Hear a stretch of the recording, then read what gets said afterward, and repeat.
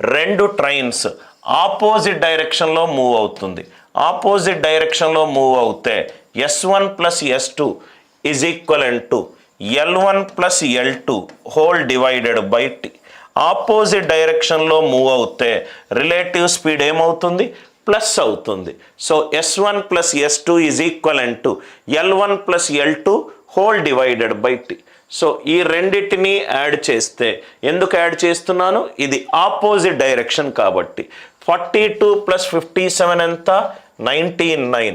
ఇది kilometre per hour, నాకేమో metre per సెకండ్లో ఉండాలి. అంటే ఇంటూ 5/18 ఇంటూ 5/18 ఇంటూ టైం ఎంత సార్? ఎంతసేపులో క్రాస్ అవుతున్నారు? ఇంటూ 18.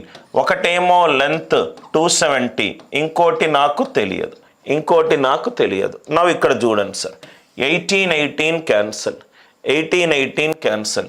సో ఇదేమో 99 5s are 495. ఇంతవరకు ఈ క్యాల్కులేషన్ కూడా అవసరం లేదు. ఈ 495లు ఏమీ అవసరం లేదు. నవ్వు ఇక్కడ చూడండి, 99 ఇంటూ 5, 99 డిజిటల్ సమ్ ఎంత? 9. 9 into any number, digital sum ఎంత? 9. 270 డిజిటల్ సమ్ ఎంత? 9. ఇది 9, ఇది 9. ఎల్ ఆన్సర్ డిజిటల్ సమ్ కూడా 9 ఉండాలి. లెంత్ ఆన్సర్ డిజిటల్ సమ్ కూడా 9 ఉండాలి. ఇది 9 కాదు, ఇది 9 కాదు. 230 ఇది కాదు. కాబట్టి 225 డిజిటల్ సమ్ ఎంత? 9. క్యాల్కులేషన్ చేసిన 99 5s are 495. 495 మైనస్ 270 ఎంత sir answer? 225. Two trains are running on parallel tracks in the same direction. Same డైరెక్షన్లో కనుక వెళ్తే ఏమవుతుంది sir? S1 minus S2 is equivalent to L1 plus L2 whole divided by T. S1 minus S2 is equivalent to L1 plus L2 whole divided by T.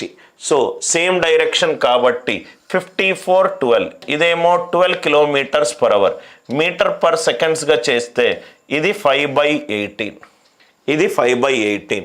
So train same lens కాబట్టి ఇది 2L, ఇది 2L divided by 63, ఇది 2L divided by 63.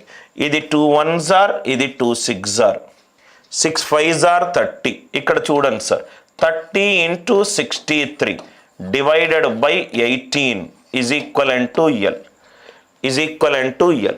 నవ్వు ఇక్కడ చూడండి sir, right.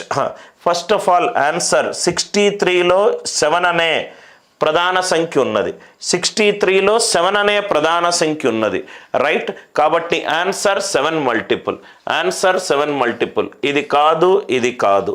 దాని తర్వాత ఇక్కడ మీరు చూసినట్టు అవుతే 3 10s are 30, 3 6s are, 2 5s are, 2 3s are, 3 21s are, 5 21s are 105.